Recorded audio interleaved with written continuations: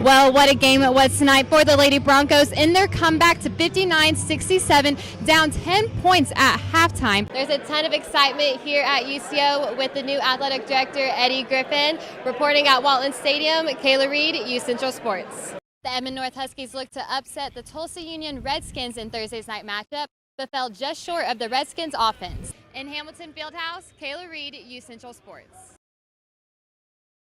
And if you tuned into sports this weekend, you've probably heard about some big changes with the Oklahoma City Thunder. Around 11 a.m. on Saturday, former Thunder players Ennis Canner and Doug McDermott were traded for the New York Knicks' Carmelo Anthony. And the wrestling team comes back from a rocky battle in Colorado this weekend.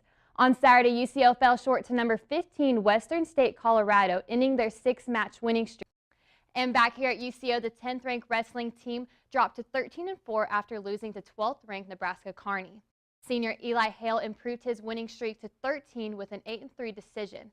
Blake Dauphin, Joel Dixon, and Colton Looper would all go on to win their matches and keep the Broncos in it. Starting off, Jonna Johnson gets it at the top of the key and dishes it to Blake Blessington down in the paint for a right-hand hook to start off the game. And while she has done it again, Taylor Bevis has been named the MIAA Hitter of the Week. Last week, Taylor averaged 5.62 kills per set.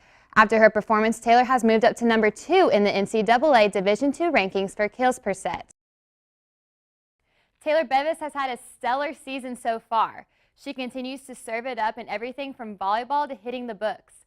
I had the opportunity to sit down with the superstar to learn a little bit more about her life behind the net. A junior from Wichita, Kansas, number 16, Taylor Bevis.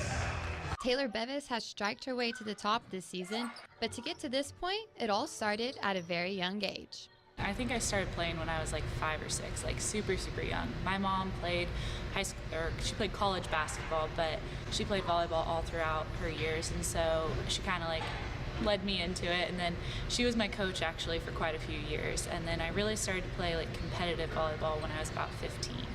And after that, I mean, I fell in love with it and just I pushed and kept going, and then I decided, you know, this is something that I think I can do in college and I want to do in college, so I found a school that would have me, and so I came here. Taylor's ranked 3rd in the country in kills per set this season, along with leading the conference in kills per set. Taylor's ranked 5th in the NCAA in attacks per set and ranked 4th in the NCAA in points per set. Taylor's come out this season with many MIAA honors, including Player of the Week and Hitter of the Week.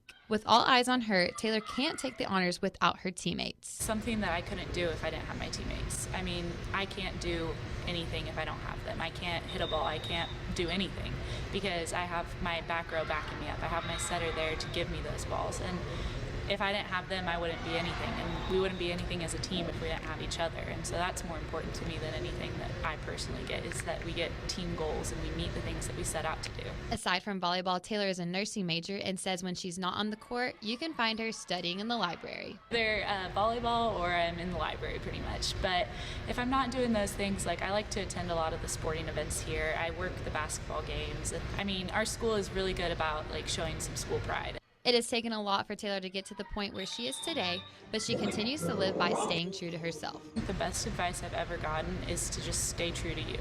If you are struggling in a game, if you're struggling in life, if you're struggling in anything, if you just focus on what you know how to do and do that to the best of your abilities, you're going to be okay. In Edmond, Kayla Reed, U Central Sports.